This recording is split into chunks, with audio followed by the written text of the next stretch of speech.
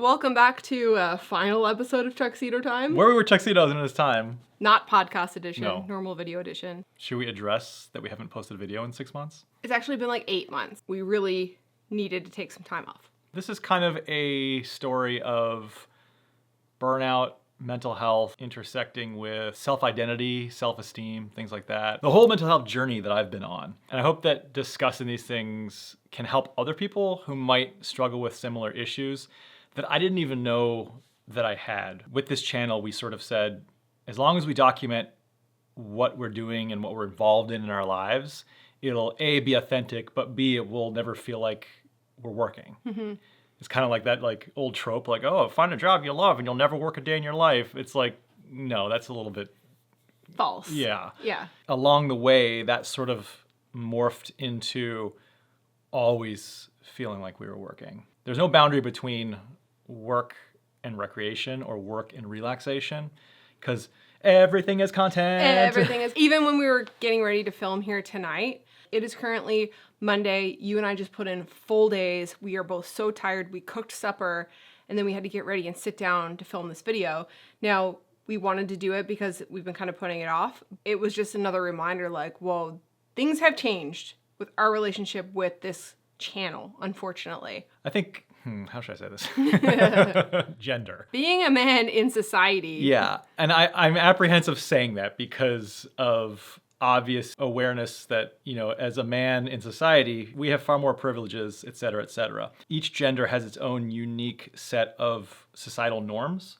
And I think one of those things is the put up and shut up mentality. We're taught from a young age that crying over things and expressing and talking about emotions does not solve problems. The only thing that solves problems is buckling down, putting up, shutting up, and getting the work done. And I read a book, I think it was Brene Brown is her name, Men, Women, and Worthiness. She made this reference, talked about the T-ball reference where you strike out at T-ball as a kid, you're crying and your coach is saying, crying over this is not gonna help us win this game. You getting out there and hitting the ball is gonna help win the game or something to that effect. And it's kind of that reinforced thing where, okay, stop crying about this and start just doing. That resonated with me because I struck out at T-ball. No. Like, wow, I actually struck out in T-ball. I cried about it. And yeah, we didn't talk about my feelings. It was just deal with this. And I'm not failing to realize too that that has also served me very well. As somebody who has accomplished the things in life that I have wanted to accomplish since I was a young age, every step of the way, it was just, I got to put my head down, grind harder. And with a bit of luck in combination with hard work, I got to where I was hoping to be. All of those things have been very positively reinforced. We have pretty much everything in life we could ever want. With being raised, like many men in our society, of hard work being valuable and not complaining also being valuable. And that's internalized into, okay, I don't complain, I work hard, and I keep everything inside, and I suppress emotions. That's basically how a lot of men are raised. When you're raised valuing qualities of hard work and not complaining, it's part of you gets, your self-esteem gets wired to be based on those things. And I know that people can say oh, you're valuable for being a human, and that's the correct answer. But it kind of almost comes to the things that we know versus the things that we believe. We oftentimes don't afford ourselves the same grace that we would afford our friends and family. I could tell Becky she's a valuable human just for being her. But why do I hold myself to a different definition of, oh, I'm only valuable if X, Y, and Z? And I realized that I was a believer in mental health, but not for myself. If I had taken my story or the things that I was going through and told and put it in a different perspective, my friend telling me that, I would tell my friend, you need to take a break. You need to stop working so hard. You need to give yourself grace in that. But when I try to take that on advice, I feel less than. I feel shame. I feel like I'm not living up to a version of me that I think is valuable. I found myself coming home every day and sitting on the couch and not understanding why I felt like I couldn't get up off the couch. Why when I watched shows, they weren't really hitting the same way. Why outside of putting on scrubs for work, I hadn't gotten dressed in months. If you took all those things and told them to me that somebody else was going through them, I would say, oh, dude, you're depressed and or burned out. Like that's clear as day. And I had my partner even saying that. When you're so in denial about that, and your identity is so wrapped up in being a hard worker, you have this internal conflict where you can't accept everything as true. Something's got to give. And I was not even able to see that I was so burned out. In order to accept that, I would have to accept that I was not able to perform, and that would be a huge hit to my own self-esteem. So I had zero self-awareness about it. And I think a lot of it was because for 40 years of my life, I've been, every problem had been solved by working harder. I've never come across a problem that wasn't solved by working harder. And in this case, ironically, working harder to try to feel good about oneself was actually just burning the candle at both ends and making the original problem worse. Your mindset and your well-being is never going to win. And it just creates like a paradoxic existence where something's got to give. And I crashed hard. I've been very lucky to have a partner who's been so supportive. When I was finally able to come around and say, yeah, like I think that YouTube is not filling my cup. It was no longer a fun creative outlet. It became a job. I'm supposed to be half of this channel and I'm not practicing. Becky's historically done 90% of the work on this channel anyway. And as I became more and more withdrawn, I was terrible on camera. I wasn't able to do a good job. That showed through in the video, and then it made me not want to do it even more. She works all day producing, doing pre-production and post-production on all the videos, but to do production, she needs me there. And it's frustrating for her too, because she can't do her job. Why is my job tied to me, but her job's also tied to her and me? We kind of decided and realized that it's unfair for her career to be based or dependent on me when she's doing 90% of this channel anyway. I get the impression too that you felt like your creative decisions had to accommodate the end Chris part of the channel. And when I didn't want to do it, it was like fitting a square peg into a round hole. I think the hardest part is trying to balance having this channel and including you in the videos and not putting so much pressure on you when you got home from work, trying to read the room. I knew he was struggling. I tiptoed around a lot of times, like, I know we have to film this video, especially if it was like a sponsored thing, but like, oh, Chris just had a really hard day at work, or like he's visibly stressed, or he's visibly not well. Like, I'm not going to ask him to sit down and film this today. And then another day goes by and another day, and suddenly we're a week, and then it's like, we really need to finish this video because I committed to it with like a sponsor or something. And they're expecting, Becky and Chris, you come down to film, you don't want to be there, you're struggling mentally. You can't perform on camera because you're burnt out, and it's like pulling teeth on both ends, and then the video ends up being not great. And that makes me feel incredibly guilty to like, I know that you are struggling to make you sit down in front of the camera to film. I don't want to ask you to do that because I know what it's like to be burnt out and to have to sit down and film. It is not fun. It is hard, and it puts you deeper into that hole of burnout because you're continuously burning that candle, and then to watch yourself back, like it's difficult, it's hard. So I think it's less about the creative vision for me. I'm always happy to work around you on the channel because I love you and I love what we have been doing for the last 8 years. That was never an issue for me until it started to become an issue for you. It was a real struggle in terms of like getting excited to make a piece of content. At the end of the day, it worked until it didn't work. The channel is not working because it has completely taken over our relationship to the point where we are working constantly and not doing relationship stuff. And that is a problem. We always said as soon as this channel gets in the way or is not fun anymore, we're done with the channel, not with each other. And that's kind of where we're at. By not posting the last couple of months, we've been able to kind of really evaluate like what our relationship looks like with internet content, making videos, how we spend our time outside of our normal work days, especially our weekends. Yeah, we kind of had to redefine what our lives looked like. And we realized YouTube had infiltrated everything. And that's not a one-sided thing.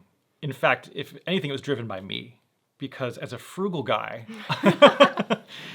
it was always, like, oh, well, we're going on vacation, but you make it content and then it's a work trip. I was just as guilty. I held on, I think, longer than you did because you saw the writing on the wall well before I did. Yeah. Like you were able to identify like, hey, you're not doing well. I was not in a state of mind where I could accept that.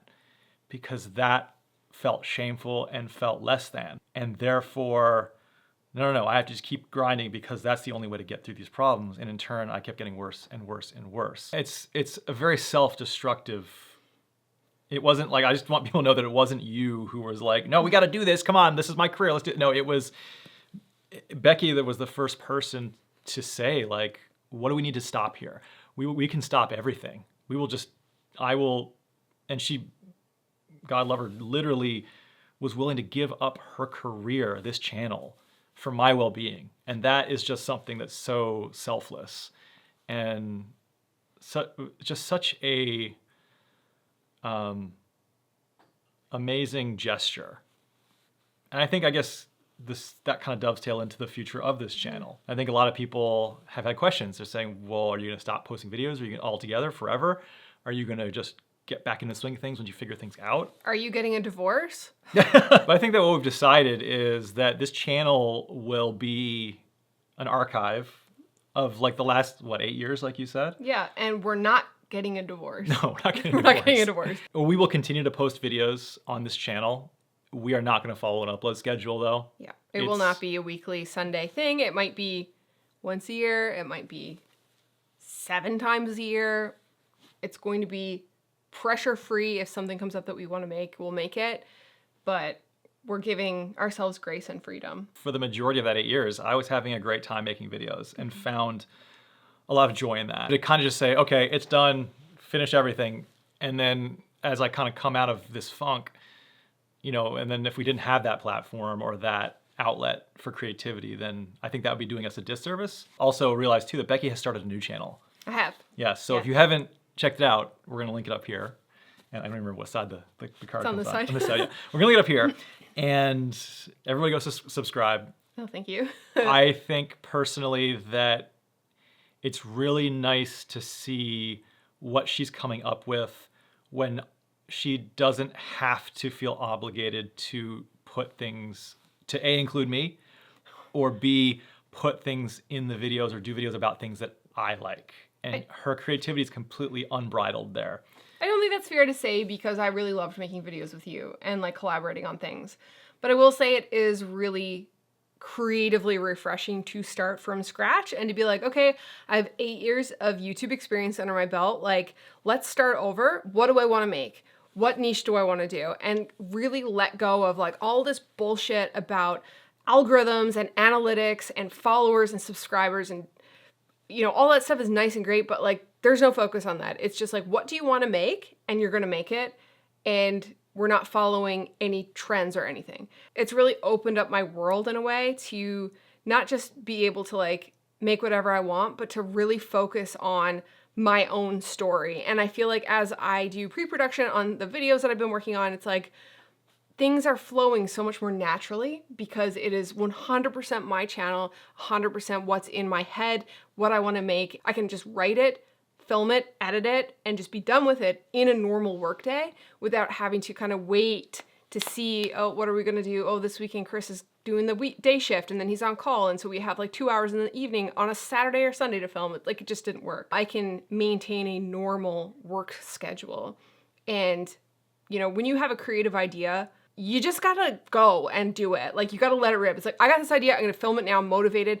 If you sit on it, even for like a day or two, but sometimes it would be a week or a month, like you don't have the same relationship with that idea anymore. And that excitement, it feathers out or it fizzles out.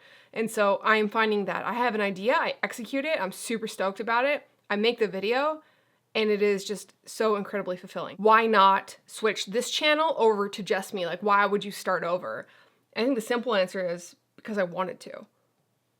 Really. The more complex answer is Chris and I have been together for 20 years. We've been Becky and Chris since I was 15 years old. Like I have no identity as Becky, the solo person at all. And so I think it's important to, when you're in a relationship, to be dependent on your partner, but not 100% dependent on your partner, that you should be your own person as well as a person in this relationship. And I found myself being the partner and being 100% dependent on Chris in many, many ways. I kind of realized like at 37, I should also have my own identity. And that also meant having my own mental health journey with self-confidence and self-reliance and being self-sufficient. And so I've been kind of on a little bit of a journey with that as well. And so one of the reasons why I wanted to start my own channel was to put into practice self-sufficiency. We had a lot of back and forth, from anything from what kind of content do you want to make? And I think you realize that the stuff that really fills your cup are these big projects. Adventure travel basically is kind of, or adventure series or adventure films. Yeah.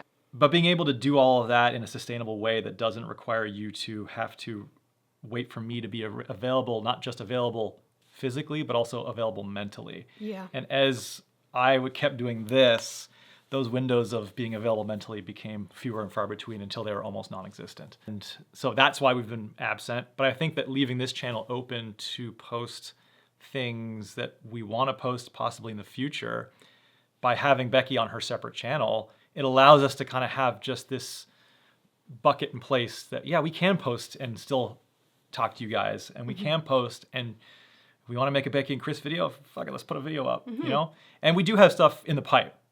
There's multiple, I can think of 3 big projects already. You can? Yeah. What are they? Are we allowed to tell them? Is this? I did see a couple questions about like the home reno series. Outside of what we filmed so far, I don't think we're going to continue with that. It was a dream of mine to do it. However, the reality is that when you are filming your renovations, it takes like 10 times longer. And we've had our primary bedroom, bathroom, and closet ripped up for 3 years. You're living in a renovation, a very messy renovation. Nothing is kind of progressing. And of course that makes you feel like shit too, because every day you're like, wow, I'm shuffling between the bed and the wall to get out of this room. And there's a pile of renovation junk in the hallway, like that's scraps and dirt. And you look into a room that's completely gutted for 3 years and you're just like, what are we doing? You're doing the renovation, you're filming, but you're burnt out. You don't have time to do the renovation and you really don't want to be on camera, but I want to work on the renovation, but I want to film, but I don't want to film because I'm not in the mood. Then you don't do the renovation and you don't film. Yeah. And it's just like, and then the icing on the cake is the concept that I've realized is feeling bad for feeling bad. Yes. And it's like, you don't just feel bad and that's not allowing you to do things, but then you feel bad because you feel shame and feel like down on yourself for not being able to do it. Yeah. And it's just like, it's a not a great place to be in. So I know this is like probably a little bit disappointing for some of you. We really have to put our relationship and our mental health ahead of online content, because at the end of the day, our relationship is the most important thing to me. Well, I appreciate you opening up and sharing. We weren't sure if we were going to make this video, but I think both of us kind of discussed like, hey, we've been missing for 8 months. We've been getting some messages in DM, like people asking a lot of really specific questions. So we thought like we owed you guys the decency to kind of hop on and just say like, hey, this is what's going on. This is what's the future of this channel. And also to like let you know that I have my own channel. So if you are missing our content, you can check out my channel. It's mostly me. You'll see Chris popping on the videos every now and then, but not, not as a big role. Niche-wise, it's adventure filmmaking, mostly camping, some camp gear videos, no tutorials, nothing like that. The channel is called Nothing Epic. And that's kind of like my reminder that you don't have to have some kind of like crazy, life-changing, insane thing happening to make a story. That mundane stories of like normal things are worthy of telling, and that not everything has to be like this epic thing, that you can just be. It also came from a troll comment where somebody was like, nothing you do is epic. And I was like, that's funny. I like that. I like that too. One more thing I'll say before I guess we sign off is that obviously because we are kind of putting our channel on hold, or I guess we're just kind of stepping back, we will be posting a couple of videos. We're going to have a second part of Heading West coming out when the Millennial Falcon gets picked up, which is very exciting. Not a multi-part, probably just one video. But a big one. A big one. But because of this, we've also decided to put our merch on sale. If you've ever wanted to snag any of our stuff, it is now 40% off on sale, and once it's gone, it's not coming back. I love what she's produced. I think you guys would love it. And it's just as good, if not better, than anything on this channel. That's nice. Thank you. And the future is, I think, looking really good for her new channel.